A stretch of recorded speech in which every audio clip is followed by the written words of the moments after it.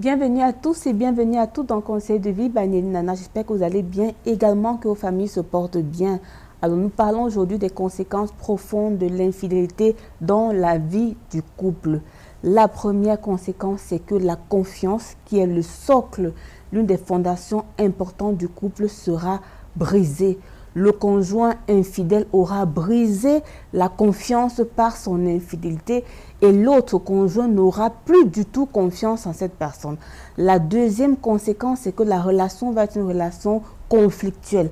La communication va être brisée parce que le conjoint qui s'est bien comporté aura toujours l'impression que le conjoint infidèle lui ment, surtout même sur les aspects qui ne sont pas liés à son infidélité. Il aura du mal à communiquer parce que le canal qui est la connexion, le canal qui est la confiance aura été brisé par l'infidélité. Ce qui va se passer également, c'est que chacun des conjoints, ou particulièrement le conjoint qui est victime de cette infidélité, va s'éloigner de l'autre. Il y aura une déconnexion vraiment totale, telle que si ce conjoint ne fait pas attention, ce qui se passe souvent, c'est que le conjoint qui s'isole parfois se dit, mais pourquoi je dois subir cette infidélité? Pourquoi je dois être victime alors que je me suis bien comporté? Parfois, en s'isolant, ce conjoint s'expose et beaucoup de personnes se retrouvent également à commettre l'infidélité comme pour dire, je vais aussi rendre ça à mon mari, je vais aussi voir comment il se comporte quand on est infidèle. De toutes les manières, je ne suis pas obligée de me comporter bien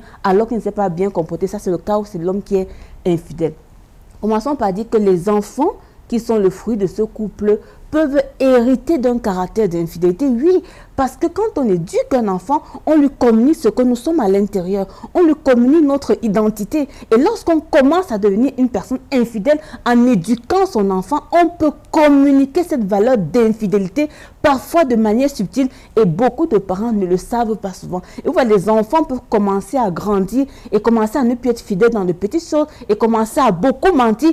Parfois, c'est les conséquences du fait que l'un des conjoints est infidèle. Parce que quand on est infidèle, naturellement, on va mentir à ses enfants, on va mentir à son épouse, on va mentir à toute la famille. Et en fait, l'infidélité d'un conjoint effrite non seulement la relation de couple, mais effrite de manière générale la famille qui doit rester unie, qui doit rester solidaire et qui doit vraiment se fonder sur la vérité.